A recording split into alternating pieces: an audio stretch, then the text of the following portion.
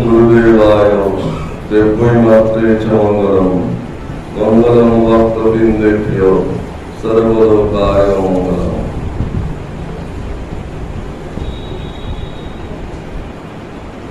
2026-এর প্রথম ক্লাস, কারণ জানুয়ারি ফেব্রুয়ারিতে আমি আসতে পারিনি, আমি জানি। সবাইকেই আজকে যেহেতু নাম আমি বলছিলাম নামে একটু ভিড় হবে, তো ভিড়টা সেভাবে হয়নি। জ্যোতিবাবু তার ক্যাপ্টেনকে ডেকে নিয়ে এসছেন, কিন্তু অন্যরা রাখতে পারে। ক্যাপ্টেনকে হাজির করেছেন ঠিকই, কিন্তু এই ক্যাপ্টেন নিয়ে কথা। একজন আমাকে জিজ্ঞেস করছে যে মহারাজ, এই যে আমরা জীবনে কি ঘটবে নিজেরা জানতে পারি না, অনেক সময় অনেক কিছু ঠিক করবো মনে করো, দেখছি অন্যরকম হয়ে যায়। এই যে আমরা যেন সত্যিকারে একটা অদৃষ্ট বা একটা অকিছু প্রকৃতির একটা যেন আমরা খেলার হাতের পুতুল, তাহলে এই যে প্রকৃতি বা অদৃষ্ট বা আমার ভাগ্য আমাকে খেয়াল খুশি মতো নাচাচ্ছে, তা আমরা কি করে এর থেকে মুক্ত হতে পারি? তখন আমরা তাকে বলছিলাম যে দেখো, গীতাতে রয়েছে, আমরা গীতার আলোচনাই করছি, কি আছে না, এই যে দাসত্ব, স্লেভারি, প্রত্যেকেই দেখবেন আপনারা এই স্লেভারি থেকে, এই দাসত্ব থেকে আমরা যদি মুক্ত হতে চাই, কি চাই? জ্ঞান চাই। কারণ এই জ্ঞান লাভ করতে পারে কারা? কেবল মানুষ পারে। এই আমরা যারা মনুষ্য জীব হয়ে জন্মগ্রহণ করেছি, কেবল তারাই পারি এই জ্ঞান লাভ করতে। এখন প্রশ্ন কি, এই জ্ঞানটা কিভাবে লাভ করব? প্রশ্ন। তখন প্রেমেশ মহারাজ খুব সুন্দর কথা বলেছেন, যে তুমি নিজেকে দেখছো না, কি দেখছি না, যারা বাইরের সায়েন্টিস্ট তারা পিরিয়ডিক ট্যাবল তৈরি করেছে, পর্যায় সারণ আমরা পড়াই, ফিজিক্যাল সায়েন্স, অনেকগুলো গুণ, ধাতু, অধাতু করে মৌলিক উপাদান তৈরি করেছে। কিন্তু আমাদের সায়েন্টিস্টরা, যারা ইনার সায়েন্টিস্ট, তারাও 5 গুণ তৈরি করেছে। কি গুণ? না, সমস্ত জগৎ যে জড় বস্তু দ্বারা নির্মিত, তার 3টে গুণ আছে। আমরা সবাই জানি, যেহেতু আমরা এখানে ভগবান প্রসঙ্গ করেছি, প্রত্যেকে এই 3টে গুণের কথা প্রত্যেকে জানি। একটার নাম সত্য, একটার নাম রজ, আর একটার নাম তম। বলছে এই সৃষ্টির বৈচিত্র্য, এটা এই 3 গুণের খেলা, আর কিছু নয়। এটা কি? এই 3টি গুণের খেলা, অন্য কিছু নয়। এই যে চরাচর জগৎ প্রকৃতির যে পরিণাম, জগতের যা মূল উপাদান, আমরা যাকে প্রকৃতি বলছি, সেই প্রকৃতিটা কি? না, 3টে গুণ নিয়ে তৈরি, সত্য, রজ, তম। এখন যদি আধুনিক জড় বিজ্ঞানের ভাষাতে আমি বোঝাতে চাই, তাহলে রজ শব্দটা কি? এনার্জি। এনার্জি মানে কি? অ্যাক্টিভিটি। এটা সায়েন্স আমরা পড়ছি, এনার্জি এবং অ্যাক্টিভিটি, এটা হচ্ছে রজ। এবং তমের স্বভাব কি? এই তম, তার স্বভাব কি? ইনার্সিয়া। তার মানে কি? রেজিস্ট্যান্স, বাধা দেয়া। তম কি করছে? ভালো হতে বাধা দিচ্ছে। আপনি একটা ভালো কাজ করতে পারবেন, আপনাকে বাধা দিচ্ছে। আপনার মনের মধ্যে ভোগের ইচ্ছে নিয়ে আসছে, না না, এটা কোনো হবে দিও না। কি হবে দিয়ে? আপনাকে ক্যালকুলেশন শেখাচ্ছে, আপনার ভেতরে কিন্তু তৈরি, কিন্তু ভেতরে হচ্ছে, আর আপনাকে শেখাচ্ছে ক্যালকুলেশন, গণনা শেখাচ্ছে, তোমার কি লাভ হবে। এই জন্য বলছে এই যে রেজিস্ট্যান্স বা ইনার্সিয়া, এটা হচ্ছে তমগুণের প্রতীক। আর শর্তটা কি? উভয়ের সামঞ্জস্য করছে। সত্য কি করছে? হারমোনি, মনে রাখবে, ব্যালেন্স করছে। সত্য কি করছে?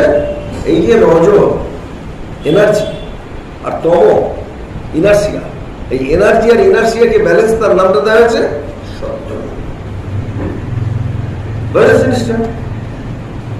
এটার নাম কি? সত্যগুণ। এখন প্রশ্ন যে এই যে জাগতিক প্রত্যেক বস্তুতে তিনটে গুণ আছে, ইনার্সিয়া, এনার্জি আমাদের প্রত্যেকের আছে। দেখুন এই আপনি শুনছেন, মনটা অন্যদিকে চলে গেছে, শুনছেন না। আমি যদি এক্ষুনি বলে বলুন তো কি বললাম, মানে কি বলতে পারবেন না। কারণ কি মনটা শুনছে না। কেন শুনছে না? ও তম প্রভাবে অন্য জায়গায় চলে গেছে, বুঝেছে? সেই জন্য মনে রাখতে হবে যে এই যে কখনো সত্য পূরণ, কখনো অনেকে শুনছে, এক্ষুনি পুরোটা বলে দিতে পারবে, পুরোটা যেটা শুনেছে পুরোটাই বলে দিতে পারবে। আমরা চৈতন্য মহাপ্রভুকে দেখেছি, সেই কেশব কাশ্মীরি এসেছিল, গঙ্গার পাশ দিয়ে তখন খেলছিলেন, তখন ওকে জিজ্ঞেস করছে এখানে নাকি চৈতন্য মহাপ্রভু একজন নিমাই পণ্ডিত, তখন চৈতন্য হননি, নিমাই পণ্ডিত আছেন। হ্যাঁ, তিনি দেখছেন যে নিমাই নাকি খুব বড় মেয়ে, তখন নিমাই বলছে না না, আপনি তো বিশ্বজয়ী, সারা ভারত জয়ী পণ্ডিত, আমি আর আপনাকে কি বলবো, কি করবো, আমি কিছুই জানি না, আপনার কাব্যে কত গুণ। তখন কি হলো না, তাকে বললেন যে আপনার যখন এত গুণ, এই দেখুন গঙ্গা বয়ে যাচ্ছে, আপনি একটু গঙ্গা সম্পর্কে তার মহিমা নিয়ে বলুন। তা কেশব কাশ্মীরি সঙ্গে সঙ্গে তৈরি করলেন গঙ্গার স্তোত্র, বলে দিতে লাগলেন পরপর গঙ্গার পুরো সংস্কৃতি। হ্যাঁ, এবং এত সুন্দর বললেন, সবাই স্তব্ধ হয়ে শুনতে লাগলো। যখন শুনতে লাগলো তখন এবার পরে তো তুমি শুনলে কিরকম হয়েছে, একে জিজ্ঞেস করছিল, বলে খুব সুন্দর হয়েছে। কোনো সুন্দর নেই, এত সুন্দর করবে কাব্য আমি আপনি শুনুন, খুব সুন্দর বলেছিলাম। হ্যাঁ, আমি এই জন্যই আমাকে এই বলে, তাহলে কাব্যটা তোমার ভালো লেগেছে, বলো নিখুঁত এবং সম্পূর্ণ। তখন নিমাই পণ্ডিত বলছেন না, আপনারটা নিখুঁত নয়, আপনারটা সম্পূর্ণ নয়, ওর তিনখানা ভুল আছে। কে বলছেন? নিমাই। কেশব কাশ্মীরি অচল, একটা বাচ্চা ছেলে, উনি একজন বয়স্ক মানুষ। আরে তো খুব ইয়ে হয়েছে, আমাকে বলছে আমি এত সুন্দর একটা কবিতা কাব্য এখানে মুখে মুখে তৈরি করলাম, আর আমাকে বলছি যে না এটা তো গোলমাল কেস। তখন সঙ্গে সঙ্গে তুমি এরকম বলছো, তুমি জানো? বলছে হ্যাঁ, আপনার কবিতাটা আমি পুরোটাই বলছি। বলে সঙ্গে সঙ্গে পুরোটা নিমাই পণ্ডিত যা যা বলেছেন পুরোটা উড়ে গেল। এটা কি বল? সত্য। পুরোটা উড়ে গেলে, এবং কোথায় কোথায় ভুল আছে তিনটি আলিঙ্গনিক শব্দ উনি দেখে দিলেন। তখন কেশব কাশ্মীরি হ্যাঁ আমার ভুল হয়েছে। আর পরদিন রাত্রিবেলা এসে বলছে ওটা বাবা এত বিরাট পণ্ডিত, তার পায়ে হচ্ছে কেশব তার পড়া যেতে হলো। এটা যেটা নিমায়ের ঘটনা, এটা নিমায়ের ঘটনা। চৈতন্য মহাপ্রভু ছিল বলে আমি জাস্ট আপনাদের সত্যগুণটা কি দেখালাম, যে মহাপ্রভু এই যে শুনে শুনে মনে রাখতে পারেন। আর আমরা দেখেছিলাম পূজনীয় শ্রীমৎ স্বামী ভূতেশানন্দ ছিলেন, সে ভাগবতের হেন শ্লোক নিয়ে যখনই মনে করছেন বলে যাচ্ছে সমস্ত শ্লোক। পূজনীয় ভূতেশানন্দ জায়গায় যারা ভূতেশানন্দজির আশ্রিত যদি কেউ থাকেন, তিনি গর্বিত করবেন যে অপূর্ব একটি মানুষ, তিনি এরকম শুনে শুনে সব মনে রাখবেন। এই জন্য কারণ কি এই সত্য, রজ এবং তম, এটা কি তিনটি কাঠির খেলা। এই যে আপনারা প্রত্যেকে এই সমাজের সঙ্গে, সংসারের সঙ্গে বাঁচবো বলে আকাঙ্ক্ষা, এটা কি বলছে? এটাকে কি বলছে? মায়া। আমরা জানি প্রতিদিন এই শ্মশানেতে শয়ে শয়ে লোক মরছে, আমি ভাবছি না আমি বেঁচে থাকি, এটার নাম কি? মায়া। দেখবেন আমার মনের মধ্যে কিন্তু এটা রয়েছে, এই মায়া আমাদের প্রত্যেকের রয়েছে। না না আমি মরবো না, হ্যাঁ এই যে মরবো না, এই ভাবনাটার নাম কি? আর এই ভাবনাটা কে দিয়েছে? এই তিনটে গুণ। কারণ এই তিনটে গুণ কি করছে, যে বলছে কলকাতার বড় বড় শহরে তখন চীনে খেলোয়াড়, তখন চীন এত উন্নত হয়নি, তারা তখন প্রধানত ছিল, তারা পথের ধারে তিনটে রঙিন কাঠি নিয়ে শূন্যে ছুটছে, ছুঁড়ে তারা নানা রকম রং করে দেখাচ্ছে, কোনটা সাদা কোনটা লাল, হ্যাঁ, এবং এইটা দেখাচ্ছে, এবং সমস্ত ছেলেরা খুব আনন্দ পাচ্ছে যে ওরা বাবা নানা রকম রং হচ্ছে। এই যে শিশু সদৃশ এই যে নানা রকম পৃথিবীর রং, আপনারা প্রত্যেকেই পৃথিবীর রং নিয়ে প্রত্যেকেই জানেন যে একটা শাড়ি কত কালার হয়, একটা গয়না কি রং হয়, একটা মানুষ কি রং হয়, মানুষ আসতে গেলে কি রং হয়, এগুলো সবই তো রং এবং খেলা, আর কিছু না, তাই না? আমরা সবটা তো রঙ, সবটাই তিন কাঠের খেলা, আর কিছু নয়, সপ্তরজতমর খেলা। আর আমার মোহটা আসছে কি না ওটা আমার লাগবে, সেন্স অফ পজিশন, যেটা আমি নই সেটার উপর আমার অধিকার থাকা। তারপর কি হলো, আমি মায়ায় জড়িয়ে গেলাম। মায়া কিভাবে আমাকে ফেলছে বুঝতে পারছেন? আমি জড়িয়ে গেলাম, যেটা অসত্য, যেটার সঙ্গে কোনো রকমের স্থায়িত্ব নেই, শাশ্বত নেই, যেটার সঙ্গে আমার কিচ্ছু নেই, সেই জায়গাটাকে আমি আমার বলে ভাবছি। সুতরাং সেই আমার বলে যখনই ভাবছি আমি তার থেকে দূরে সরে আসছি। সেই জন্য সত্যগুণ কি করে না, সেটা সব থেকে বেশি সত্যগুণ আমাদের মনের মধ্যে কি নিয়ে আসে না, আপাত দৃষ্টিতে আমরা দেখেছি সত্যগুণ জীবনে আমাদের জ্ঞান নিয়ে আসে, সুখ নিয়ে আসে, শান্তি নিয়ে আসে। কিন্তু এটা যখন জ্ঞান নিয়ে আসছে, সুখ নিয়ে আসছে, শান্তি নিয়ে আসছে, এটা আবার কি আসছে, এটা আবার আমাকে সংসারে থাকতেও বাধ্য করছে। সুখ শান্তি আছে, আমরা সবাই চাই সুখ শান্তি। সুতরাং জ্ঞান যখন ওটা নিয়ে আসছে তখন ওইটার জন্য আমার সংসারের মধ্যে আসক্তি আসছে। যখন আসক্তি আসছে তখন কি হচ্ছে না, রজ প্রবল হচ্ছে। রজ মানে কি ছিল? এনার্জি, মনে আছে? রজ মানে অ্যাক্টিভিটি। রজ মানে কি না, আমাদের মধ্যে চঞ্চলতা। দেখবেন ওই যে বললাম একটু আগে, মনটা অন্য জায়গায় চলে গেছে, শুনছি না, এটা হচ্ছে রজগুণ। ও কিন্তু তাকিয়ে আছে আমার দিকে, মহারাজের কথাগুলো কানে যাচ্ছে না, মনটা অন্যদিকে চলে গেছে, এটা কি রজগুণ। আমি মনে মনে অন্য জায়গায় চিন্তা করছি, কিন্তু আমি দেখাচ্ছি আমি শুনছি, কিন্তু আমি শুনছি না, আমি অন্য কথা ভাবছি। ম্যাক্সিমাম হচ্ছে, ম্যাক্সিমাম এখানে যারা বসে আছেন অনেকেরই হচ্ছে। আমি কিন্তু দেখাচ্ছি যে আমি মহারাজের পাঠ শুনতে এসেছি, কিন্তু শুনিনি। আমি হাঁ করে চুপ করে বসে আছি, বসে অন্য কথা শুনেছি। বুঝতে পারছেন? এটা হচ্ছে রজগুণ প্রবৃত্তি। এটা আমাদের হয়, প্রত্যেকের হয়, যেভাবে হয় না, কম বেশি, কারণ বেশি হয় কারণ কম, প্রত্যেকের হয়। কারণ এটা কি করছে, এই রজ কি করছে না, চঞ্চলতা করছে, প্রবৃত্তি করছে, অশান্তি না আসছে। আর তম কি করছে, মোহ। মোহটা কি? কামা বিষয়ান সঙ্গস্তেষু পজায়তে সংঘাত সঞ্জায়তে কাম, কামা ক্রোধ বিজয়তে ক্রোধা ভবতি সম্মোহ, সম্মোহাৎ স্মৃতি বিভ্রম, স্মৃতি ভ্রংসাৎ বুদ্ধিনাশ, বুদ্ধিনাশাৎ প্রণশ্যতি। কোথায় আছে? গীতা। বিষয়ান সঙ্গস্তেষু পজায়তে মানে বিষয়ের প্রতি যখন আমার সঙ্গ, সঙ্গ মানে কি ওয়ের হয়, এখানে সঙ্গ মানে কম্প্যানিয়ন নয়, সঙ্গী নয়, জীবনসাথী নয়, ওই যে সব সাথীবাদী নয়, ওগুলো নয়। তাহলে কি এই সঙ্গ মানে অ্যাটাচমেন্ট, আসক্তি। এই সঙ্গ কথার অর্থ কি? অ্যাটাচমেন্ট। এই সঙ্গ কথার অর্থ কি? আসক্তি। কি কোনো বিষয়ের প্রতি অন্ধ মানে বিচারহীন অন্ধ আকর্ষণের নাম সঙ্গ। এটা আমাদের আছে, ওটা চাই, ওটা দেবে না, দেখে দিচ্ছি, মামলা করবো, দেখিয়ে দিচ্ছি। বিচারহীন অন্ধ আকর্ষণ কোনো দ্রব্যের প্রতি, কোনো বস্তুর প্রতি, কোনো মানুষের প্রতি, কোনো সম্পর্কের প্রতি, তার নাম কি? সঙ্গ, আসক্তি, যা আমাদের প্রত্যেকের আছে। একটা হাত তুলে বলতে পারবো আমার নেই, আচ্ছা প্রত্যেকের কেউ না কেউ আছে, যাকে না বলা এটা চলে না। জাস্ট আপনি মিথ্যে কথা বলছেন। আসক্তি নেই এখানে কেউ নেই, আসক্তি শূন্য মানুষ, এভরিবডি ইজ দেয়ার। বুঝতে পারছেন? বিচারহীন অন্ধ আকর্ষণ যে কোনো বস্তুর প্রতি, দ্রব্যের প্রতি, আমাদের সম্পর্কের প্রতি এবং মানুষের প্রতি, এটা মাথায় রাখতে হবে। এই জন্য বলছে যে মোহ আসছে কিছু ওই সঙ্গ, সংঘাত সংজায়তে কাম, ওই আসক্তির জন্য কি আসছে? কামনা আসছে। ওই সম্পর্ককে টিকিয়ে রাখার জন্য প্রচুর বাসনা, ওকে একটু ঘুরিয়ে আনি, ওকে এইটা দিই, ওকে এইটা করি, কামনা। কাম ক্রোধ বিজয়তে, ওই কামনা প্রতিহত হলে কি হচ্ছে? রাগ। দিল না, দেখাচ্ছি টাইম দিতে হয়, দিয়ে যাচ্ছি, সব আমরা জানি ভালো করে। কামান ক্রোধ, ক্রোধাৎ ভবতি সম্মোহ। মোহ মানে কি? স্থান কাল পাত্র ভুলে গেলাম, আমি কে ভুলে গেলাম, পুরো আস্তে আস্তে ভুলে যাচ্ছি।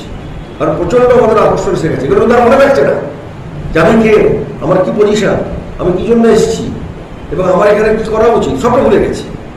মোহ, সম্মোহাৎ স্মৃতি বিভ্রম, স্মৃতিটা ভুলে যাচ্ছে, স্মৃতিটাও চলে যাচ্ছে। তখনই বুদ্ধিনাশ, বুদ্ধিনাশা প্রণাশ। এইটা মাথায় রাখতে হবে। এটা গীতাতে বারবার আমাদের বলছে যে তমগুণ ধারা নির্জীব যে জিনিসটা, সেখানে কি আছে? তমগুণ দ্বারা সত্যটা সম্পূর্ণ ঢাকা। একটা বস্তু নির্জীব হয়ে পড়ে রয়েছে, একটা পড়ে রয়েছে শামুকটা, ওর মধ্যে কি দিয়ে ঢাকা? তমগুণ দিয়ে তার সত্যটা সম্পূর্ণরূপে ঢাকা আছে, তাই তাকে দেখা যাচ্ছে অচঞ্চল। গাছপালায় কি আছে? তমগুণ। রজর সত্য খুব আড়ালে, কিন্তু রজর সত্য আছে। গাছ যেই সূর্যের জল পাচ্ছে বা সূর্যের আলো পাচ্ছে, সূর্যের দিকে যাচ্ছে, রজ আছে ওর মধ্যে। আমরা অনেক সময় দেখি ওর মধ্যে রজ আছে, শুধু তো নেই। গাছপালার মধ্যে রজ আছে, ও প্রকাশ করে দাও, ও সুন্দর সুন্দর ফুল দেয়, প্রকাশ করে নিজেকে, এটা সত্যগুণ। গাছপালার মধ্যে যেমন ওটা ভেঙে পড়ে রয়েছে তমটা, তেমনি আস্তে আস্তে সত্যগুণ এবং রজগুণটাও তার মধ্যে রয়েছে। সেই জন্য আমরা বিশেষ করে আমাদের প্রাতঃস্মরণীয় বৈজ্ঞানিক জগদীশচন্দ্র বসু উনি প্রমাণ করেছিলেন প্রাণ আছে, প্রাণ মানে সত্য রজ তম, এই তিনটে গুণ সবার মধ্যে থাকে না, ওই রকম থাকে, এটা তিনি প্রমাণ করেছেন। তাই তিনি বলছেন যে মানুষের মধ্যে স্ত্রী গুণটা সব থেকে জন্তু জানোয়ারের মধ্যেও আছে তিনটে গুণ, কিন্তু সপ্তগুণ সেখানে প্রচন্ড অভিভূত থাকছে, সেখানে সব থেকে বেশি তম, আর রজটা রয়েছে, তমটা বেশি, রজটা কম। এবং শুধুমাত্র মানুষে এই তিন গুণটা খুব বেশি স্পষ্ট।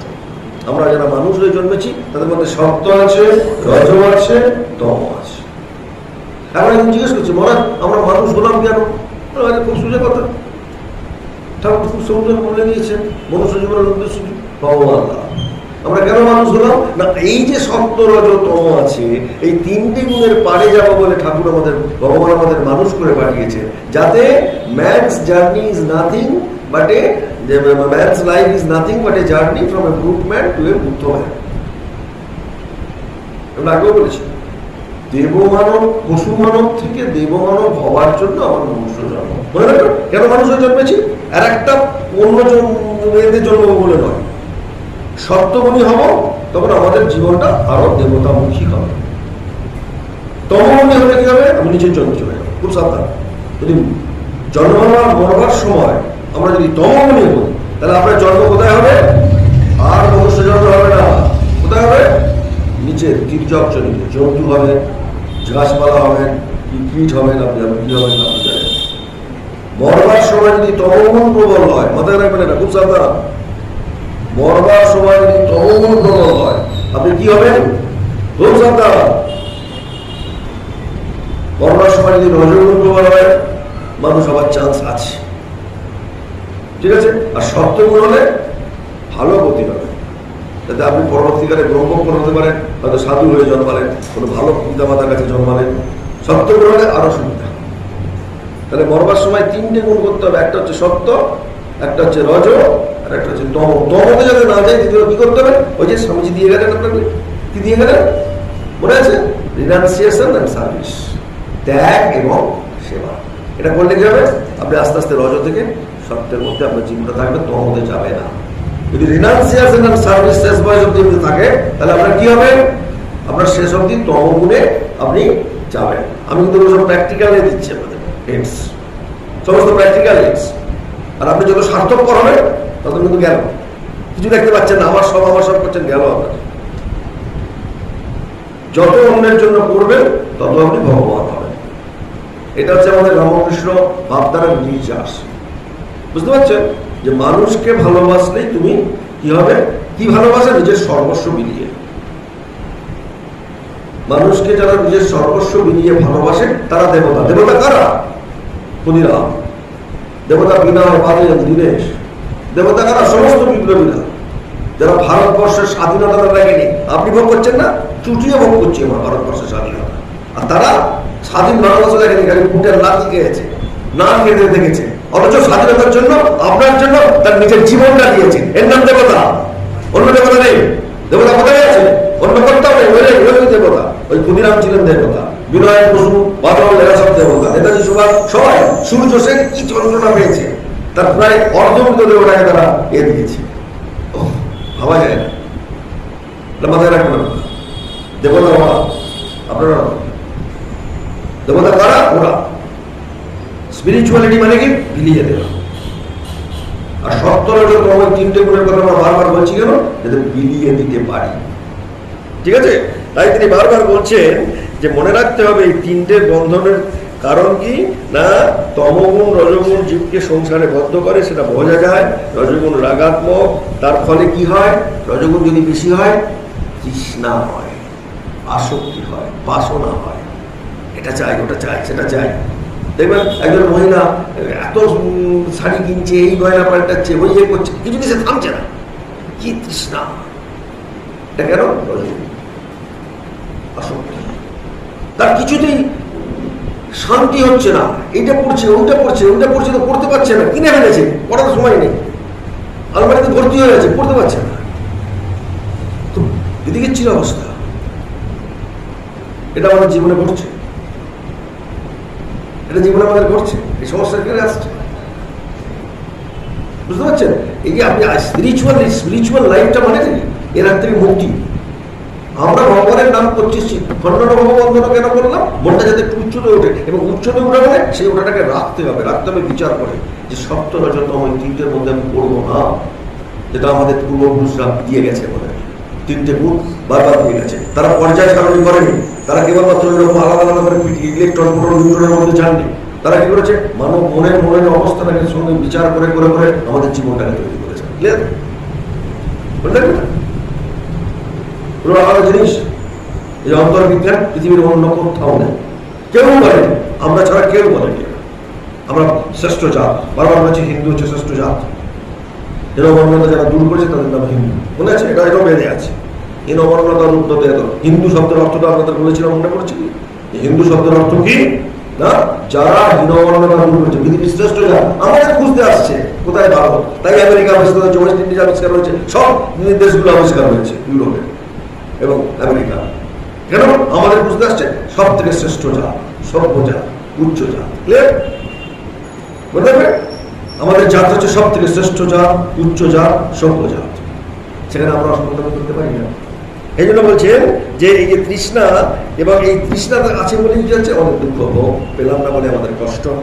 আর তমগুণে কি হচ্ছে, ভ্রান্তি আসছে, আলস্য আসছে, জড়তা আসছে, ঘোর সংসারী করে রাখছে। এবং সেই জন্য সপ্তগুণ জীবকে কিছু কম করতে পারে না। তারাও কি করে না, আমি সুখী, আমি জ্ঞানী, আমি ভক্ত, এই ভাবটা আসে, এটাও আসে সপ্তগুণ।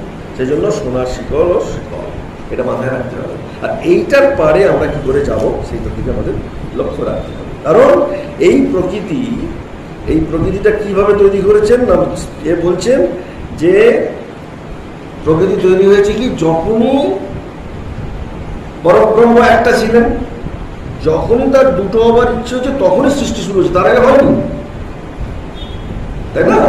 পরব্রহ্ম ছিলেন হোমোজিনিয়াস কনসাসনেস, তাদের দুটো হবার জায়গায় ছিল না, যেই দুটো হলো ব্যাস সঙ্গে সঙ্গে সৃষ্টি শুরু। আর এগুলো 70 রজতম রান্নাটা যেই হলো হোমোজিনিয়াস কনসাসনেস ছিল। যদি আপনি এর পরে যেতে পারেন, আপনি সেই কনসাসনেসকে ধরে ফেলেছেন। আমরা বুঝতে দেখেছিলাম, কোঠারিতে প্রথমবারে যখন অপারেশন করলো, উনি মনটা উঠে গেছে, মহারাজের মুখের মধ্যে একদম বিশাল প্রশান্তি, এবং মন তুলে নিয়েছেন, কিন্তু শরীরের মধ্যে ডাক্তার বলছে হয়তো কিছু আছে, যদি ফেরাতে পারে। আমরা দেখছি মহারাজ কি অপূর্ব তার হাসি। হ্যাঁ, উনি মন তুলে নিয়েছেন, ওরা কিছু করতেও পারেনি, ওরা বলছে আবার কেটে কুটে নিয়ে আসবো। ওই অবস্থায় আবার কাটাকুটি করলো, কিছুই হলো না। মহারাজ যেরকম ছিলেন সেরকম। মন যখন শরীর থেকে উঠে গেছে, তার হাসি অপূর্ব একটা অপার্থিব যে একটা হাসি মুখ, সেটা প্রায় 15-21 দিনের মতো ছিল। সেটা কিন্তু কিছু হলো না। হয়তো এই ওরা জ্ঞান ফিরবে, ওনার জ্ঞান ফিরবে, জ্ঞান আর ফিরলো না। মহারাজ তো মন তুলে নিয়েছে, ডাক্তার তো বুঝতে পারছে না। যারা লীলা প্রসঙ্গ করেছে তারা ধরতে পেরেছে। এইরকম মানুষ ছিলেন স্বামী। আর সেটা করলে কি হবে, ওই 3টে গুণের পারে আপনি চলে গেলেন। সেটা আপনারা সবাই পারেন। আমাদের প্রত্যেকের যারা মনুষ্য জন্ম হয়েছে, বিশেষ করে ভারতবর্ষে, আমাদের প্রত্যেকের সেই ক্ষমতা আছে, সেই সামর্থ্য আছে যাওয়ার। আর সেই সামর্থ্য আমাদের আছে, সেটা ঠাকুর আমাদের বারবার বুঝিয়েছে যে জীব সর্বভূত ব্রহ্ম। আমাদের যে ধর্মকর্ম রয়েছে, এই সামর্থ্যটা যদি আমরা বুঝতে পারি, তাহলে 3 গুণের কর্তৃত্ব থেকে এই স্বাধীনতা লাভ করাই হলো সফল ধর্ম সাধনার একমাত্র উদ্দেশ্য। আপনারা মনে করুন, আপনি যখন মুক্ত হবেন, মুক্তি, তখন আপনার কি আনন্দটা হয়? প্রচন্ড আনন্দ। মুক্ত হবার আনন্দ একটা বিশাল। স্বাধীনতার সময় আমরা জন্মাইনি, কিন্তু যারা জন্মেছে তারা কিন্তু দুর্দান্ত আনন্দ পেয়েছে। স্বাধীন ওরা, তখন ভারতবর্ষে কিছু নেই, সব লুটে নিয়ে পালিয়ে গেছে, আমরা খুব গরিব তখন, কিন্তু স্বাধীন হওয়ার আনন্দটা বিশাল ছিল। এ বিষয়ে কোনো সন্দেহ নেই যে আমাদের মাথায় কর্তার্থী করবার কেউ নেই, আমরা নিজেরাই সব, আমরা ঠিক করবো কে আমায় শাসন করবে, তাই না? সেখানে ইংরেজ প্রতিবার এসে আমাকে মেরে ধরে আমাদের মালপত্র লুট করে নিয়ে চলে যাবে দেশে, এটা চলবে না, তখন আমরা করতে পেরেছি না। আর এই স্বাধীনতাটা, এই সপ্তাহে তোমাদের যখন স্বাধীন হবে তখন আরো আমি মুক্তির স্বাদ পাবো। তাই বলছে যে আমাদের যে রামায়ণটা কি? রামায়ণটা আপনি ভাবুন, এই যে কাব্যটা তৈরি হয়েছে, কিসের কাব্য? সত্যরজতম। কেন না, রামায়ণের যে রাবণ, সে কে? সে হচ্ছে রজগুণের প্রতীক। খুব মারতে পারে, ধরতে পারে, সে শিবকে ধরে নিয়ে আসছে, একে ধরে নিয়ে আসছে, বরুণকে ধরে নিয়ে আসছে, রাজা ইন্দ্রকে ধরে নিয়ে আসছে, এই মন্দদরি আছে, এছাড়া আরো অনেক তার মহিলা রয়েছে, সবাইকে নিয়ে সে বক করছে রাজা। এবং সে আবার ব্রাহ্মণ। কিরকম ব্রাহ্মণ আমাদের মনে আছে? রামচন্দ্র রাবণকে মারবে বলে যজ্ঞ করছে, সেই যজ্ঞে মাকে আবাহন করছে। মাকে আবাহন করছে কখন? যখন মাকে আবাহন করে না কেউ, তাই তো? শরৎকালে মাকে তো বসন্তকালেই আসছে, মার্চ মাসের শেষে পুজো আছে, ওটাই মেন বাসন্তী পূজা, মা দুর্গার পূজা। এটা তো আসল পূজা নয়, জানেন তো? ওটা আসল পূজা নয়, ওটা কি অকাল পূজা। তাই ওটার নাম কি? অকাল পূজা। আর সেই পুজোতে কাউকে পুরোহিত পাচ্ছে না। দেখো, পুরোহিত যখন পাচ্ছে না তখন রাবণের কাছে দুধ গেছে যে রামচন্দ্র পুজো করবেন, মা দুর্গার শক্তির, আদ্যা শক্তির পূজা করবেন। তা আপনি একটা কাজ করুন, আপনি কি করবেন না, আপনি ওই পূজার পুরোহিত হন। রামচন্দ্র রাজি হয়ে গেল। This is the uniqueness. ওর মৃত্যুর জন্য পুজো করছে, আর সেই পুজোর পুরোহিতকে রজগুণের মধ্যে সত্য থাকে। ক্লিয়ার হয়ে যাচ্ছে? রজগুণের মধ্যে সত্য থাকে। কতটা সত্য থাকে? যেখানে আমার দায়িত্ব, কর্তব্য, এখানেই ভারতবাসীর প্রমাণ, প্রত্যেকটা ভারতবাসীর প্রমাণ যে তোমার কর্তব্য কর্মে তুমি যদি তোমার মরণও হয়, তুমি সেটা ছাড়বে না। মরণ হলো তুমি সেই কর্তব্য করে এগিয়ে যাবে। এটা আমাদের বিরাট ক্রেডিট। এবং সেই রাবণকে আমরা জানি কুম্ভকর্ণ। কুম্ভকর্ণ কিসের? তমের প্রতীক। এই রজ এবং তম, এই দুটো যে কুম্ভকর্ণ, তাদের থেকে অব্যাহতি লাভ করবে। রাবণের থেকে এবং কুম্ভকর্ণের থেকে অব্যাহতি লাভ করতে কে চাইছে না? বিভীষণ। বিভীষণকে তিনি সত্য, মিশ্র সত্য প্রধান চরিত্র। তাতে রজ আছে, তমও আছে বিভীষণের, কিন্তু সত্যটা বেশি আছে। তারপর দাদাকে বারণ করছে, দাদা লাথি মেরে তাড়িয়ে দিচ্ছে, আমরা সব গল্পগুলো জানি। বিভীষণের গল্প সবাই মনে আছে। আর তাকে সর্বদা বলে ঘরশত্রু বিভীষণ। কি করেছে? পরমাত্মার আশ্রয় নিয়েছে, তাই তার নাম হয়েছে ঘরশত্রু বিভীষণ। মনে আছে? ভগবানের আশ্রয় নিলে কি নাম হয়? ঘরশত্রু বিভীষণ। মনে আছে? প্রত্যেকের নাম কি দেওয়া হয়েছে? ঘরশত্রু বিভীষণ, তাই না? মনে পড়ছে ঘরশত্রু বিভীষণ কার নাম দেওয়া হয়েছে? তাহলে দেখা যাচ্ছে রামচন্দ্র হচ্ছেন কি বিগ্রহ, তিনি হচ্ছেন পরব্রহ্ম, শুদ্ধ পরমাত্মা। সেই জন্য সাত্ত্বিক কর্মের ফল নির্মল সাত্ত্বিক সুখ, রাজসিক কর্মের ফল কি? দুঃখ, আর তামসিক কর্মের ফল কি? অজ্ঞান, মায়া, বুঝতে না পারা। এই এতগুলো দুঃখটাকেও বুঝতে না পারা, বারবার সেই দুঃখের কবলে যাও। ঠাকুর বলছে না, উট কাঁটা ঘাস খাচ্ছে, কিন্তু যেহেতু কাঁটা ঘাস তার খেতে ভালো লাগে, আবার খাচ্ছে, আবার দরদর করে রক্ত খাচ্ছে। ঠাকুর সংসারী মানুষদের বলেছে, জানে যে প্রসব করবার সময় খুব যন্ত্রণা হয়, আবার স্বামীর কাছে যাচ্ছে, বলে স্বামী ঠাকুর একটা দিয়েছেন, আবার যাচ্ছে ঠাকুর। এটাকে বলছে তমগুণের জেলেও যাচ্ছে। কথার মধ্যে আছে, আমি যেমন শ্রীরামকৃষ্ণকে কোট করছি, কথার মধ্যে আমার কোনো কথা আছে তো। সেই জন্য এখন প্রশ্ন উঠছে, হ্যাঁ হ্যাঁ বাবা পর্ব বলে দিচ্ছে, মৈত্রী এরা সব একদম যাত্রের ভক্ত করবে। এবারে সপ্তরজতম অতিক্রম করলে যে ভগবানকে পাওয়া যায় তার একটা অপূর্ব গল্প আমাদের ঠাকুর বলেছে, মনে আছে? কারটা মনে আছে? মনে নেই, তাহলে আমি একটু বলছি। একজন ধনী বনপথ দিয়ে যাচ্ছে, গল্পটা বহুবার সবাই শুনেছেন। তিনজন ডাকাত এসে সেই ধনী লোকটাকে ঘিরে ফেলেছে, তার সর্বস্ব হরণ করে নিয়েছে। সব কেড়ে করে নিয়ে একজন ডাকাত বললে, আরে একে রেখে কি হবে, আসো। একটা কালো ডাকাত, গায়ে একদম তেল তেল মাখা, হাতে খাড়া, একে মেরেই ফেলি, হ্যাঁ বলে তাকে কাটতে যাচ্ছে। যখন কাটতে যাচ্ছে তখন একজন ডাকাত, সে আবার লাল মাখা, সেই লাল ডাকাত মেরে ফেলছো কেন, মানে লাল ডাকাতের মানে এলো, ওকে মারবে না, কি করবে, একে একটা কাজ করো, একে ওই বেঁধে এই বনে ফেলে রেখে দেয় গাছের সঙ্গে, করে জন্তু জনই খেয়ে নেবে, আমরা কেন মারতে চাই, শুধু শুধু পাপ করতে চাই। ওর মধ্যে ওইটুকু ছিল যে ফেলে রেখে যায়, তাহলে বেঁধে রাখলে পুলিশকে খবর দিতেও পারবে না, বলে ওকে ডাকাতটা চলে গেল। তিনটে ডাকাতই চলে গেছে। এবার সাদা ডাকাত যেটা, যে কিছু বলেনি, সে কিন্তু একটু বাদে ফিরে এসেছে, এসে বললো, তোমার খুব লেগেছে না, আমাদের সব নিয়ন্ত্রণ করেছে তোমাকে, এসে আমি তোমার বন্ধন খুলে দিচ্ছি। সত্য বলে কি হয়, বন্ধন খুলে যায়। এই আপনি ভগবানের কাছে আসছেন, আপনার কি হচ্ছে, বাড়ির বন্ধনগুলো স্ল্যাক হচ্ছে, শিথিল হচ্ছে।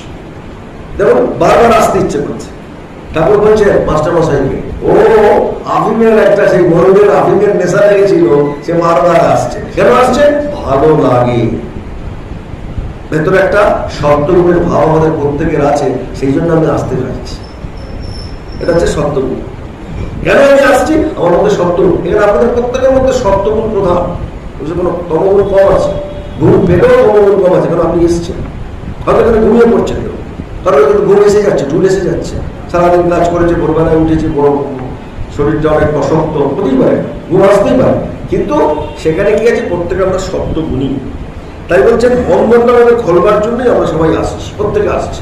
হ্যাঁ, সংসার টংসার সব হয়ে গেছে, ছেলে পিলে মানুষ হয়ে গেছে, তারা অন্য জায়গায় আছে, এবার আমাদের বন্ধন খুলতে হবে, এবার আমরা সিওর হয়েছি, তাই আসছি।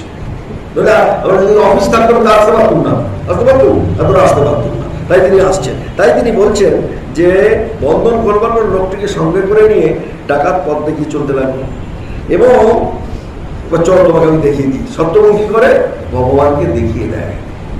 কিছুক্ষণ যাওয়ার পরে লোকালয় এসে গেছে, আলো জ্বলছে, হ্যাঁ, তবু যদি দেখো তোমার লোকালয়, তুমি বাড়ি যেতে পারবে, হ্যাঁ, তুমি এবার বাড়ি যাও। এবার ধনী মশাইটা বলছে, বাবা তুমি আমার এত কাজ করলে, আমাকে ছেড়ে বন্ধন খুলে দিলে, নইলে আমাকে জন্তু জানোয়ারেরা খেয়ে নিত, তুমি মরে যেতাম, প্লাস তুমি ভগবানের মধ্যে আমাকে নিয়ে চলে গেলে, বাবা তুমি এত যখন উপকার করলে, একটু আমাদের বাড়ি চলো। না না না না, ওরে বাবা, আমি তোমার বাড়ি ওই আলোর জায়গায় যেতে পারবো না, কারণ আমাকে পুলিশে ধরবে। পুলিশে ধরবে মানে কি, এই তিনটে গুণের অতীত হলেই তবে ভগবান লাভ হবে। মানে কি, অহংকার পূর্ণ মাত্রায় গেলে, যতক্ষণ না আমি যাচ্ছে ততক্ষণ এই আমি কি, আমি ভক্ত, আমি কি, আমি জপ করি, আমি কি, আমি আশ্রমে এসে প্রে করি, ও কি করে, এটা এসে আছে, এটা কি, এটা সত্যগুণের অভিমান। এই সত্যগুণের অভিমান আমাকে কি করে বেঁধে রাখছে, ভগবানের সঙ্গে এক হয়ে দিচ্ছে না। সত্যগুণের অভিমান আমাদের আছে নাকি, আমি সত্য করি, আমি তো এটা করি, আমি এত বেশি পয়সা দিয়েছি, জানো আমি এতগুলো টাকা দিলাম, লোকেরা শোনাচ্ছি, দিয়েছি, তুমি বলার কি আছে, শোনাচ্ছি আমার, জানো তো আমি এই করেছি, তাহলে কিন্তু গেল কোনো, যখনই আপনি শোনালেন পুরোটাই করলাম, যেই শোনালেন আপনি শোনাচ্ছেন, তো শোনানো মানে আপনার ভেতরে ভগবানকে দেওয়া হয়নি, আপনার কি হয়েছে, ওরে আমি দিয়েছি, তুই একটু দেখ আমাকে, দেখ আমি একটা দিল, ওই যে আজকাল হয়েছে দেখবেন, সে বড় বড় চেকের দিয়েছে, আমি এত লাখ টাকা, এত কোটি টাকা দিচ্ছি, কারণ লোককে দেখাচ্ছে, দেখালে কি হবে, দানটাও কিচ্ছু লাগে না, যত বিজ্ঞাপন সেই দান ভগবানের পায়ে গিয়ে পড়ে না। বুঝতে রাখবেন, আমাদের ঠাকুর বা স্বামীজি প্র্যাকটিক্যাল স্পিরিচুয়ালিটি শিখিয়েছেন, পৃথিবীর আর অন্য কোথাও নেই। নাম গান করতে বলেছেন, কিন্তু প্র্যাকটিক্যাল স্পিরিচুয়ালিটি, ভক্তকে বোকা হতে বারণ করেছেন। এটা একমাত্র রামকৃষ্ণ বিবেকানন্দ দর্শনে আছে, ভক্তকে বোকা বানায়নি, এখানে কেউ কাউকে বোকা বানায় না। যদি আমাদের অসুস্থ হয়ে আমরা কি করি, চরণামৃত নেই, ঠাকুরের অর্ঘ নেই, তার কৃপায় হবে। আমরা বলি না, আমি বলে দিচ্ছি, বলি এখানে কোনো বোকা বানানোর জায়গা নেই। ঠাকুর বলছেন এখানে প্যারা দিতে হয় না, তাই লোকে আসে। এখানে প্যারা দিতে হয় না বলে লোকে আসে। তবে তোমরা একটু সাধুকে কিছু দিও, তাদের চলবে কি করে, লাস্টে করছে শুধু সাধুকে প্রণাম করে চলে, ঠিক না, সাধু চলবে কি করে, এটাও বলে দিচ্ছে। কারণ তোমার মধ্যে একটু শব্দগুণ আসবে। যদি সাধুকে তুমি তোমার সামান্য কিছু দাও, তোমার কি সেই দানটা কি হবে, তোমার মধ্যে শব্দগুণ ইনস্টিল হয়, যে একটু তুমি ছাড়বে, সামান্য হলো সে যাই দাও, এটা তুমি বারবার বলে দেন। সেই জন্য বলছে যে আমার মানে তাহলে প্রথম ডাকাতটা কে ছিল, তমগুণ, কালোটা। লাল ডাকাতটা কে ছিল, রজগুণ। তমগুণ কি করে, কেটে ফেলে, সংহার করে। রজগুণ কি করে, বন্ধন করে। আর সত্যগুণ কি করে না, সে ঈশ্বরের পথ দেখিয়ে দেয়। সত্যগুণে কি হয়, দয়া হয়, ভক্তি হয়, লোকের প্রতি ভালোবাসা আসে, মানুষ করে নিরপেক্ষভাবে মানুষ কাজ করতে পারে, এগুলো সব সত্যগুণ। একটা মানুষ যখন ঘুষ খাচ্ছে না, সে সত্যগুণ। ঘুষ খাচ্ছে না, তার প্রমোশন হচ্ছে না, সে সত্যগুণ। বুঝতে পারছেন এই তিনটে গুণ কিভাবে আমাদের জীবনটাকে নিয়ন্ত্রিত করছে। ঘুষ খাচ্ছে না, তার প্রমোশন হচ্ছে না, কিন্তু সে কিন্তু দম্পার পাত্র নয়। সে কিন্তু ঘুষ না খেয়েও প্রমোশন হচ্ছে না, হচ্ছে না। এখানে মনে রাখতে হবে যে সত্যগুণের জয় আছে। তাই জন্য একজন আমাকে বলছে যে মহারাজ, এই যে তিনি বারবার আমার যে নিত্যমুক্ত আত্মা, সেটা আত্মা তো গুণাধীন হয়ে যাচ্ছে, এবং ভগবান স্বয়ং এটা বলছেন, তাহলে যে বারবার আমরা যে আত্মা যে বন্ধন হয়ে যাচ্ছে, বন্ধনটা আত্মা হচ্ছে না, মনে হচ্ছে বন্ধন। ইমো আত্মার তো বন্ধন নেই, আত্মাকে কেউ মানতে পারে না, কথা সম্ভব। আমরা দেখেছি কি নাম ঠাকুরের সন্তান, সব থেকে বেস্ট গৃহী সন্তান নাম বলুন, সাত মশাই। সাধের নাম মশাই, মনে আছে সাধুর নাম মশাইয়ের কথা? কিরকম দুর্গাচরণরা, ওদের সে দেবভূমে তার বাড়ি, তিনি আসতেন ঠাকুরের কাছে, ঠাকুরকে এমন বিশ্বাস করতেন। কিরকম বিশ্বাস না, ডাক্তার অন্য লোকের এতে করে, উনি কি ডাক্তারি করতেন, সেই ডাক্তার লোকের কষ্টের পেয়ে করে, সেই জন্য ডাক্তার আর উকিলের অন্ন ঠাকুর খেতে পারতেন না, এবারে কিছু বলেছেন বা পছন্দ করতেন, ব্যাস বাড়ি গিয়ে ডাক্তারি ছেড়েই দিলেন। সত্যগুণ আমরা চলে যাচ্ছি, আর সব সে ভাগবতের পণ্ডিত, সে যে বৌমার শাশুড়ি, বৌমাকে কোনোদিন নিয়ে যায় না। মনে পড়ছে সে ঘটনাটা, বৌমাকে কোনোদিন ভাগবত শুনতে নিয়ে যায় না। বৌমার খুব কষ্ট যে আমাকে তো ভাগবত শুনতে নিয়ে যায় না। তা একদিন খুব করে বলেছে যে মা, তুমি প্রতিদিন ভগবানের কথা শুনতে যাও, আমাকে একদিন নিয়ে যাবে। ঠিক আছে, তুমি ঘরে ঘরে থাকো, আচ্ছা একদিন চলো। তো শুনেছে, ভাগবতের পণ্ডিত শুনে এসে উনি একদিন শুনে তারপর আবার বাড়িতে এসছে। তো বাড়িতে যখন এসছে তখন আমার শাশুড়ি গেছে শুনতে, ও তোমার বাড়িতে বসে আছে, আর সেখানে দেখছে একটা ছাগল এসে ওদের সেই বড়ি টড়ি সব শুকর দিয়েছিল, ধান টান সব শুকর দিয়েছিল, সে সেগুলো খেতে যাচ্ছে। খেতে যাচ্ছে তখন আটকাবে, তখন মনে পড়ে গেল যে ভাগবতের পণ্ডিত কদম ঠাকুর বলেছেন সবার মধ্যে নারায়ণ আছে, মানুষের মধ্যে আছে, পশুর মধ্যে আছে, সবার মধ্যে নারায়ণ আছে। নারায়ণ এসছেন খেতে, ও চুপ করে দাঁড়িয়ে দাঁড়িয়ে খাওয়াটা দেখছে। হ্যাঁ, এবার কিছুক্ষণ বাদে সব বেশ বড়ি টড়ি খাওয়া হয়ে গেছে, খানিকটা গমও খেয়ে নিয়েছে, এবারে শাশুড়ি জুটছে। শাশুড়ি জুড়ে দেখছি ও চুপ করে দাঁড়িয়ে আছে আর এ খাচ্ছে কিনা, ছাগলটা আস্তে আস্তে সব শেষ করছে। বলছি বৌমা, তোমার কি মাথা খারাপ হয়ে গেল? বৌমাকে জিজ্ঞেস করছে, হ্যাঁ করলে কি তুমি, কি করলে বলো? আরে তুমি কি করলে, তুমি দেখতে পাচ্ছ না একটা ছাগল খেয়ে গেছে, চুপ করে দাঁড়িয়ে আছো। আমি কি করবো মা, সেদিন আমি ভাগবতের কথা শুনতে গেছিলাম, তা কদম ঠাকুর বললো সবার মধ্যে নারায়ণ আছে, নারায়ণ যদি এসে খায় আমি কি করে বাধা দিই? ও বৌমা, তুমি আমার ভাগবতের কথা ঘরে নিয়ে এসছো, আমি তো ওখানে ওখানেই রেখে দিই, তুমি আমার ঘরে নিয়ে রেখে দাও। এসে ঘরে আপনারা নিয়ে আসলে ঝামেলা। এখন আপনারা ঘরে নিচ্ছেন কিনা সেটা আপনাদের ব্যাপার, তাই না? ও বৌমা, আমার ঘরে নিয়ে এলে তো আমি ঝামেলায় দিয়ে পড়বো, তখন ঝামেলায় পড়ে যাবো। এখন আপনি ঘরে নেবেন কি অন্য কোথায় নেবেন, এটা আপনি দেখুন, বুঝতে পারছেন? ঘরে নেবেন, আমরা ঘরে নিলেই সমস্যা। ঠিক সেই রকম যে মনে রাখতে হবে যে এই যে গুণের বন্ধনটা আমরা যেন ঘরে না নিয়ে আসি, কারণ এটা ঘরে নিয়ে আসলে কি হবে না, আমাদের জীবনটাই অন্যরকম হয়ে যাবে। ঘরে আনলে কি হবে, আমি তখন আর থাকতে পারবো না। এই জিনিসটা মনে রাখতে হবে যে প্রকৃতি জাতীয় ওই 3 অহংকারের 3 গুণের সংস্পর্শে এসে কি হচ্ছে, আমি আমার এই অহংকার এটা আসছে। এই 3টে গুণ আমাকে কি করছে, শ্রীরামকৃষ্ণ খুব ভালো করে বলে দিয়েছে। কি করছে মানে, আমি আমার জিনিস, আমার বাড়ি, আমার শরীর, আমার কর্মচ, ঠিক এই আমি আমার জ্ঞানটা হচ্ছে অজ্ঞান। পাতায় পাতায় একই কথা আছে, আমি আমার জ্ঞানটা অজ্ঞান, অবিদ্যা, প্রকৃতি সব। যতক্ষণ আপনার আমি আমার, ততক্ষণ আপনি এই জগতের সঙ্গে বারবার আপনাকে আপনার ছেলে পিলে সবাই বুঝিয়ে দিয়েছে যে আপনি কোথায় আছেন, কিন্তু আপনি বুঝতে চাইছেন না। হারে বুঝিয়ে দিয়েছে, হ্যাঁ, প্রত্যেকের সাথে নানা রকমের ক্যালকুলেশনে আপনাকে জানিয়ে দিয়েছে, কিন্তু আপনি তবুও বলছেন না আমি আমার বলছেন। আরে আপনি যে নন সেটা আপনি বুঝতেই পারছেন। এই আমি আমারটা নন, আপনি নিত্য, আপনি শুদ্ধ। এই শরীরটা জাস্ট আপনাকে একটা জামা দিয়েছে ভগবান। বাসাংসে জীর্ণানি যথা বিহায় নবানি গৃহ্ণাতি দারং পরানি, মনে আছে? বলছে জামা দিয়েছে, জামা। এই শরীরটা আমাদের একটা জামা। এই শরীরটা যেই আপনার এই জামাটা নষ্ট হয়ে যাবে, আপনি একটা নতুন শরীর নেবেন। আর নতুন শরীর নিতে গেলে কি হবে, 10 মাস 10 দিন আপনাকে থাকতে হবে। এখন সায়েন্স, আমাদের ইন্ডিয়ান ফিলোসফি এবং হিন্দু ফিলোসফির মতো সায়েন্স পৃথিবীতে আজ পর্যন্ত বেরোয়, একদম সায়েন্স। যে শরীর চলে গেল আপনার সূক্ষ্ম শরীর, সে কি জন্ম ঠিক করে ওই 3টে গুণ তখন কিন্তু আপনার সঙ্গে আছে। আপনি সপ্তগুণী হবেন না, তমগুণী হবেন না, রজগুণী হবেন, সেটা কিন্তু আপনাকে ঠিক করতে হবে।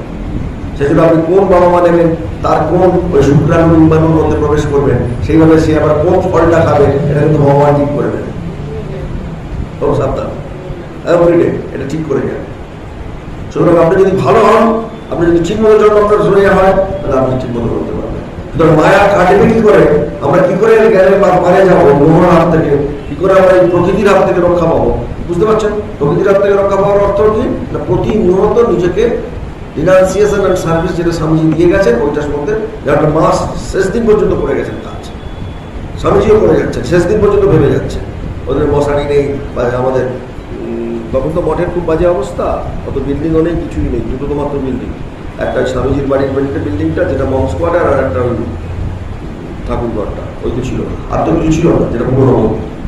সেইখানে তিনি দেখছেন যে যেদিন শরীর ছেড়ে দেবে স্বামীজি, সেদিন কি দেখছেন না, এটা তখনকার দিনে খুব মশা, তো ম্যালেরিয়া খুব ছিল। আর বেলুন মানে যে বিরাট ম্যালেরিয়ার জায়গা, আমরা 8-এর দশকে দেখেছি কি মশা। সেখানে উনি প্রথমে বলছেন, এখানে মশারিগুলো ছিঁড়ে গেছে, এদের একটু মশারির নতুন ব্যবস্থা করিস। এটা কেন বলছেন, অপরের জন্য ভাবছেন। উনি কিন্তু শরীর ছেড়ে দিচ্ছেন সেই দিনই শরীর ছেড়ে দিচ্ছেন, কিন্তু তার ভাবটা কিন্তু অপরের জন্য, অপরের কল্যাণের জন্য। যেখানে প্রেমানন্দ থেকে নিয়ে গিয়ে বেলুড়ের বাজারে একটুখানি বেরিয়ে আসার সময় তিনি ওদের দেখতে পেয়েছেন, দেখে বলছেন ওই মশারিগুলো কিন্তু ঠিক করতে হবে। এই যে সার্ভিস অ্যাটিটিউড, এই সার্ভিস অ্যাটিটিউড আমাদের কি করে, সেবা আপনি যখনই শেষ মুহূর্ত যদি অন্যের জন্য ভাবেন, তখন সেটা কি হয়, শব্দ হয়। সেটা কি হয়, শব্দ। শেষ মুহূর্তে যেন আমরা অন্যের জন্য ভাবতে পারি, এই ভাবনাটাই আসল। যত ভাবতে পারবো, তত আমরা জীবনটাকে সুসংস্কৃত করতে পারবো। এবং মায়াটা এই জন্মেও কেটে যায়, এই জন্মেও কেটে যায়। কিভাবে মায়া কাটে, আমি ছোট্ট একটা ঘটনা, একটা সেদিন এক জায়গায় বলেছিলাম যে মায়া কাটতে গেলে কিভাবে কেটে যায় মায়া, না যদি এই জন্মে আপনি ব্যাকুল হন, তাহলে আপনার মায়া কেটে যাবে। সেই ব্যাকুলতাটা খুব দরকার, প্রচন্ডভাবে ব্যাকুল হতে হবে। 4-5 দিন আগে পুরীতে করে সবাই গেছেন, প্রচন্ড ভিড় জগন্নাথের সামনে, একদম ভালো করে দাঁড়াতে দিচ্ছে না, সবাই আমরা জানি, খুব ভিড় হয়, ঠেলছে। জগন্নাথ দর্শন খুব ভালো করে হলো, এক চরণ হলো। একটি মেয়ে, মানে 40-এর কাছাকাছি বয়স, সে গেছে, একটু অসুস্থ, তার একটা অপারেশন হয়েছে, যেতে হয়নি বা করেনি। সে কাছে দর্শন করতে একটুখানি দেখেছে, দেখছে যে তাকে ছেড়ে টেনে সরিয়ে দিচ্ছে। তখন সে জগন্নাথ মহাপ্রভুকে ডাকছে যেন তার নিজের বাবার কি মানে, ও জগন্নাথ, ও জগন্নাথ, আমি দেখতে পাচ্ছি না, ও জগন্নাথ। ওরা হাওয়া করে জোরে জোরে চেঁচাচ্ছে ওইখানে, এমন হাওয়া করে চেঁচাচ্ছে যেন তার সত্যিকারের তার মানে মারা গেছে কিছু এরকম ভাবে, দেখা হলো না। ও পরে দেখছে কি না, ও নিজেই আমাকে ফোন করে বলছে, আমি পরে দেখছি আমি হাওয়ায় উঠে গেছি, উঠে গিয়ে একদম জগন্নাথের সামনে আমাকে নামিয়ে দিচ্ছে। এখনো করছে মহাপ্রভু। আমি তখন ব্যাপারটা কি হলো, বলছে আমি ওই রকম করে চেঁচাচ্ছি বলে ওই দৈবাপত্তি যারা পান্ডা ওরা ভয় পেয়ে গেছে। আমার গায়ে হাত দিতে আসছিল একটা পুলিশ, সেই দৈবাপত্তি আমার দিদি দেখেছে, দৈবাপত্তি ওই পুলিশের হাতটা ধরেছে, আর তিনজন দৈবাপত্তি মিলে দুজন আমাকে উপরে তুলেছে আর একজন পেছনটা ধরেছে, ধরে একদম আমাকে জায়গা তোলা করে আমাকে বসিয়ে দিয়েছে। আর ওরা পুলিশকে করে দিয়েছে, পুলিশ আমাকে ব্যারিকেড করে ঘিরে দিয়েছে। আমি হা করে 10 মিনিট ধরে শুধু জগন্নাথ দর্শন করছি। ব্যাকুলতা হলে অন্যদল আজ বলছে মহারাজ ভাবতে পারবেন না, আমার তো শরীরের এই অবস্থা, অনেকগুলো কাটাকুটি আছে শরীরে, তা সত্ত্বেও স্মরণানন্দিত আসছিল এটা। আমি যখন নরেন্দ্রপুরে পড়াতাম এতে ইউনিভার্সিটিতে, তখন আমার ছাত্রী, দুই বোনই ছাত্রী। আর একটা বোন সে মেয়ের সাথে ঝগড়া করছে, সে দেখছে, তাকে তো করলো না, সে তো পুলিশের সঙ্গে ঝগড়া করছে। সে বলছে আমি দেখলাম বোনকে হাওয়ায় তুলে নিয়ে যাচ্ছে, নিয়ে তারপর দেখলাম এর করে করছে। আমার মধ্যে কিছু, তারপর থেকে বোনকে আমি একটু সঙ্গে করে চল, বাবা বোনের একটু কিছু আছে। তারা দেখা যাচ্ছে ব্যাকুলতা হলে পূর্ণোদয় হয়, অহংকার চলে গেলে ভগবান কৃপা করে। অহংকার কখন যায়? ব্যাকুল হয়ে তাকে ডাকলে, ওটা চট্টগ্রাম, ব্যাকুল হয়ে তাকে ডাকলে তবে অহংকার চায়, নইলে অহংকার চায় না, কিছুতেই অহংকার চায় না। সুতরাং ব্যাকুলতা আমাদের জীবনে একটা বিশাল, ব্যাকুলতা না এলে আমাদের কিচ্ছু হয় না, এটা আমাদের মনে রাখতে হবে। আর কি না, প্রশ্ন উঠতে পারে যে এই যে সুখের প্রতি আজ আসক্তি, শুদ্ধতা, স্বচ্ছতা, নিষ্কলুষ, দীপ্তিমান, সত্যগুণের যে প্রকৃতি, এই যে জ্ঞানের প্রতি আসক্তি, এই জ্ঞানের প্রতি আসক্তি আমাদের কি করে? বেঁধে রাখে। কোথায় বেঁধে রাখে না, এই দেহধারী জীবকে বেঁধে রাখছে। সেই জন্য একজন জিজ্ঞেস করছে যে তাহলে আমরা কেন এত জীবনের প্রতি আসক্ত, কেন আমাদের জীবনের প্রতি আসক্তি রয়েছে? এটার খুব সুন্দর উত্তর হচ্ছে যে প্রমাণ, আলস্য, নিদ্রা। প্রমাণ আছে, আলস্য আছে, নিদ্রা আছে। প্রমাণ কি? এই জন্য আমি বলছিলাম মনোনিবেশের অভাব, সতর্কতার অভাব, কি শুনছি ভুলে যাচ্ছে। এই এখন যদি আপনাকে মনে বলুন তো এই 40-50 মিনিট ধরে আমি কি বললাম, তাই না? এটা হচ্ছে প্রমাণ, ভুলে যাওয়া, অর্থাৎ সতর্কতার অভাব। আর আলস্য কি? ক্লান্তি। গল্প বলে শুনছি, যে তত্ত্বকথা আসছে ঘুমোচ্ছি, যে তত্ত্বকথা আসছে না ঘুমোতে যাচ্ছে, এই গল্পের কথা বলছে মনে শুনছি, ক্লান্তি ভাব। আর কি না, নিদ্রা হলো ঘুম। সেই জন্য বলছে তমগুণের দ্বারা আমরা যখন আচ্ছন্ন হচ্ছি, মনোযোগ এবং একাগ্রতা হারিয়ে যাচ্ছে। প্রত্যেকে মানুষের জীবনে মনোযোগী হওয়ার মূল্য অপরিসীম আমরা জানি। একটা মানুষের পার্থক্য কেন? কনসেন্ট্রেশনের ডিগ্রি তারপর, তাই তো? একটা মানুষ সাফল্য সফল কেন? কনসেন্ট্রেশনের ডিগ্রি। যার একাগ্রতা বেশি সে সফল, যার একাগ্রতা বেশি সে বিভব, আমরা জানি না। সেই জন্য বলছে যে একাগ্রতার জন্য আমাদের এটাকে আমাদের করতে হবে। আর কি নিদ্রা আসছে, পুরোপুরি ঘুমোচ্ছে, কোনো আগ্রহ নেই, ওটা হলো তমগুণের চরিত্র। এরা কিন্তু মুক্তি পাওয়া বেশ কঠিন আছে। যারা খালি মনে করে ঘুমোচ্ছে খুব মুশকিল হয়েছে, খুব মুশকিল। খালি ঘুম, কিছু নেই, ঘুমিয়ে পড়ে, এটা চলবে না, একদম চলবে না। এরা পরবর্তীকালে কিন্তু ওই তমগুণী আর নিচে নেমে যাবে, আর একটু সাবধান, তখন আর মানুষ হবে না।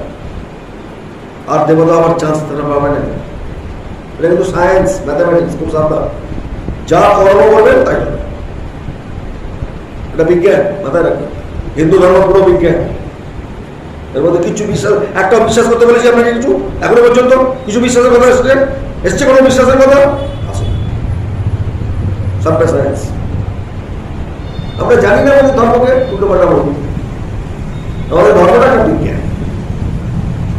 যে আমাদের মূর্তি ভাঙতে আসছে সে কিছু বুঝি না, তার সাথে কথা বলা হচ্ছে বর্ব, প্রথম জন্মের মনুষ্য, তো তার সাথে কথা বলার কোনো মানে হয় না। এবারে আমি শুধু একটা ছোট্ট ঘটনা দিয়ে আজকে শেষ করবো। অনেক কিছুই বলার ছিল কিন্তু সময় নেই, সময় শেষ হয়ে গেছে, সব বাড়ি যাবেন আপনারা। কি বলবো আমি? বলবো একটা অপূর্ব ঘটনা। ওই একই ঘটনা যে আমরা কি করে নিজেদের যে ত্রিগুণাতীত অবস্থা আনবো কি করে, তিনটে গুণের পারে যাব কি করে। কারণ এই তিন গুণের হাত থেকে মুক্ত হবার নাম মোক্ষ। বুঝলেন? ধর্ম, অর্থ, কাম, মোক্ষ। মোক্ষ কি বুঝতে পারছেন? এই তিনটে গুণের পারে যাওয়াটার নাম মোক্ষ। এই গুণত্রয় অতিক্রম করতে সক্ষম হয়েছেন, কখনো জন্মমৃত্যু বশীভূত হবে না, এবং এটা হতে পারে তিনি পরমানন্দের আধিকারী হবেন। হ্যাঁ, এবং এটা বেদান্তের এই যে এটা কি, এই তিনটে গুণের পারে যাওয়া মানেটা কি না, জীব জানতে পারে তার ব্রহ্মভাব প্রাপ্তি হচ্ছে, আত্মিক সুখ লাভ হচ্ছে। এবারে একটা সুন্দর গল্প আছে। উত্তরাখণ্ডের একজন প্রাচীন মহাত্মা ব্রহ্মপ্রকাশজি, তিনি একটা অপূর্ব গল্প বলতেন, সেটা এখানে বলবেন। ব্রহ্মপ্রকাশজি উত্তরাখণ্ডের একজন মহাত্মা, প্রচুর ধন সম্পদ নিয়ে এক ব্যক্তি পদব্রজে যাচ্ছে। এটা কিন্তু এক গল্প নয়, ঠাকুরের গল্প, এটা অন্য গল্প। ব্রহ্মপ্রকাশজি বলেছে, এটাও ডাকাতের গল্প কিন্তু অন্য গল্প। এটা শুনলেই আমরা বুঝতে পারবো আমরা কি করবো। যে রাস্তায় তিন ডাকাত তাকে ধরেছে। ডাকাত তিনজনের মধ্যে একজন ছিল ব্রাহ্মণের ছেলে। তিনটে ডাকাতের মধ্যে একজন ছিল ব্রাহ্মণ, দ্বিতীয় ডাকাত ছিল ক্ষত্রিয়, তৃতীয় ডাকাত ছিল খুব নীচ, ডোমের ছেলে, বান্তি। হ্যাঁ, যেই ডাকাত ওই তিনজনকে ধরে, তিনজন ক্ষত্রিয়কে ধরেছে, ধনী ব্যক্তিকে ধরেই বলছে, হয় ধন দৌলত আমাদের তুলে দাও, নয়তো একটু তোমাকে মেরে ফেলবো।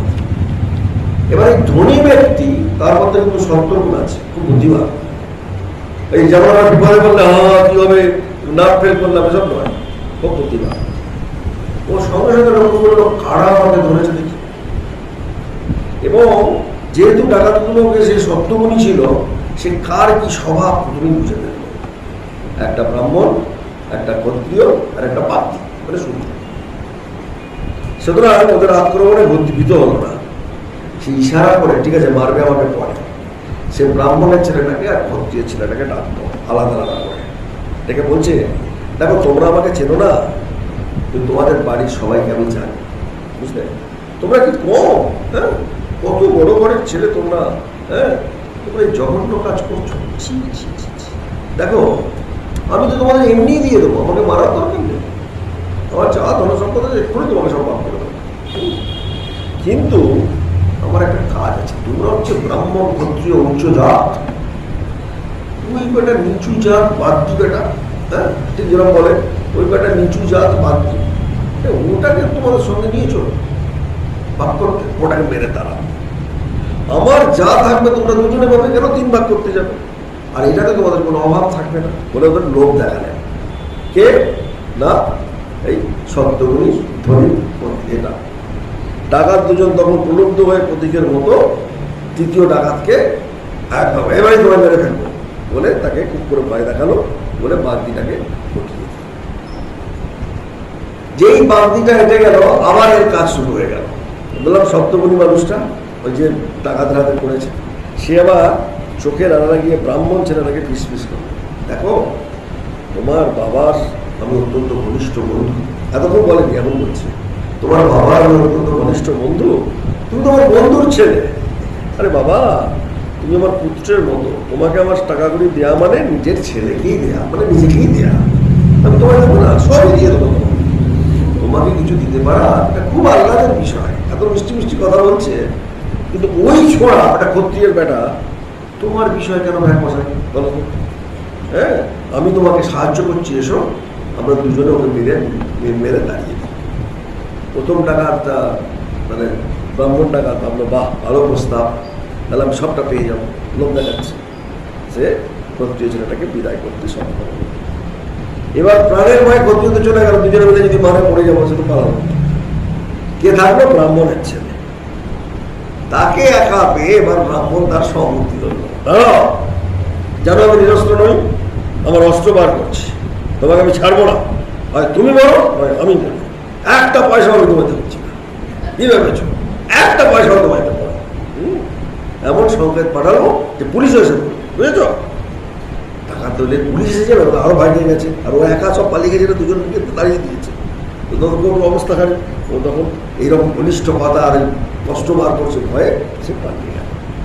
এতক্ষণে ডাকাতদের হাত থেকে রিস্ক দিয়ে সে সব ঐশ্বর্য নিয়ে চলে গেল। এই যে দৃষ্টান্ত, ব্রাহ্মণ ছেলেটা সপ্তমুনি আমাদের আগেই বলেছি, ক্ষত্রিয়টা রজমুনি, আর বাকি ডাকাতটা তমগুনি। তাহলে কি করতে হবে? প্রথমে সত্য এবং রজ দিয়ে তমকে সরাতে হবে। সত্য মানে ব্রাহ্মণ, রজ মানে ক্ষত্রিয়, এই দুজনকেও হাত করলো, হাত করে কাকে দাঁড়ানো? তমগুনি। বুঝেছেন? তাহলে প্রথমে আমরা কি করবো? সত্য এবং রজ দিয়ে আমাদের তমগুণকে হারাবো। আমার মধ্যে আছে, বাইরে তো নেই। কার মধ্যে? আপনার মধ্যে। আপনি ঘুমোন, ঘুমোতে ইচ্ছে হয় আপনার, অন্য কারণ তো হয় না। তাহলে আপনার মধ্যে কি আনতে হবে? সত্য এবং রজ, তবে আপনি তমগুণ হারাতে পারবেন, তাই না? তো সম্ভব নয় আপনার পক্ষে। তারপর কি করতে হবে না? শুদ্ধ সত্যের সহযোগিতায় রজমুক্ত হতে হবে। তারপরে তোমাকে রজমুক্ত হতে হবে কেন? সত্যেরও পারে, সত্যের সঙ্গে নিজেকে যুক্ত করে রজগুণটাকে ঘটাতে হবে, এবং তারপরে সত্যকে অতিক্রম করতে হবে। এটাই হচ্ছে গুণাতীত, এটাই জীবনমুক্ত, এটাই সবার হয়। যারা এই ত্রিগুণটাকে করেছে তারা প্রকৃতিটাকে হাতের মুঠোয় নিয়েছে। প্রকৃতি হাতের মুঠোয় নেওয়া মনে আছে স্বামী তুরীয়ানন্দজির কথা? তিনটে গুণকে তিনি শরীর থেকে আলাদা করতে পেরেছিলেন। স্বামী তুরীয়ানন্দের কথা আপনাদের মনে আছে? ভুলে গেছে, আমরা খালি ভুলে গেল, তবু একটু মনে করিয়ে দিচ্ছি, মনে করিয়ে দিয়ে শেষ করবো। তুরীয়ানন্দজি কারবান পাল হয়েছে, এবার মনে পড়ছে, এবার মনে পড়ে গেছে, এবার মনে পড়ে গেছে, কিন্তু অনেকেরই তো মনে নেই। তাদের জন্য বলি, কারবান পাল হয়েছে প্রচন্ড। সেই সময় তো এত সব অ্যানাস্থেসিয়া কিছু ছিল না, ডাক্তার সাহেব পুরো কাঁচা দিয়ে আমাদের কনসাসনেস আছে তাতেই কাটতে, ডাক্তার এসেছে কাটতে, তুরীয়ানন্দজিকে বলেছে তুরীয়ানন্দজি একটু দাঁড়াও, কাটবার আগে আমার একটু জানাও, কিন্তু আমার ঘোড়াটা কাটবে আমাকে জানাও। জানিয়েছে একটু, এবার কাটবে, সুন্দর করে কেটেছে, কোনো বিকৃতি নেই। তুরীয়ানন্দজি কি করেছেন? মনটাকে ওই খারমান্তল থেকে তুলে নিয়েছে। বুঝতে পারছেন সত্যগুণ হলে কি হয়? মনটাকে তার শরীর থেকে তুলে নিয়েছে, সুন্দর করে কেটেছে, করে দিয়েছে। আবার পরের দিন এসেছে, ডাক্তার সাথে কথা বলতে বলতে বলতে উনি অন্যদিকে আছেন, কিছু বলেন উনি, হঠাৎ কাছে চালিয়েছে। তুরীয়ানন্দজি লাফিয়ে উঠেছে, আরে যে কম্পাউন্ডার কাঠ ছিল সেগুলো কতদিন তো আমার কিছু হলো না, কিছু হলো না মানে আরে ভাই বলে না তো, আমি আগে মনটাকে তুলি, আমার গুণাতীত হই, তারপর তো গুণের এ লাগবে, আমার গুণতির মধ্যে লাগবেই। গুণাতীত হওয়া মানে কি? ওই শরীর বোধ, আমি আমার অজ্ঞান, এটা উপলব্ধি করার নাম, এটা চৈতন্য চৈতন্য অনুভব করার নাম ত্রিগুণাতীত। এদের বলা হয় জীবন মুক্ত। বুঝতে পারছেন? তাহলে আমরা কি করবো? প্রশ্ন হয়েছিল যে মরা এই ঝামেলা থেকে বাঁচব কি করে? এই তিনটে গুণকে আমরা নিজেদের মতো করে ব্যবহার তবেই বাঁচতে পারি। ঠাকুরের কাছে, মায়ের কাছে প্রার্থনা জানেন যে এত উদাহরণ, এত আজকের দিনেও ঘটছে, ব্যাকুলতা হলে মানুষ পাচ্ছে, আমরাও যেন পাই এবং ত্রিগুণাতীত হই। এটাই জীবনের উদ্দেশ্য, আর কোনো উদ্দেশ্য নেই, একটাই উদ্দেশ্য আমাদের জীবনে, শুধু বুদ্ধ মানব, পশু মানব থেকে বুদ্ধ মানব পাওয়া। এবং তার জন্য আমাদের তমগুণ আছে, আমরা জানি, এগুলো তো থাকবেই, কিন্তু তার থেকে উদ্ধার পাওয়ার রাস্তাও আছে, যেটা ভগবান দেখিয়েছেন, গীতায় বলেছেন। এবং এমন সমস্তটাই গীতা থেকে বললাম, হ্যাঁ, সবই গীতার কথা, অন্য কারোর কথা নেই। ঠাকুরের কাছে প্রার্থনা জানাই আপনাদের সবার মধ্যে সেই শুভ বুদ্ধি জননী শারদান দেবী রামকৃষ্ণান জগৎগুরু পাদপদ্মে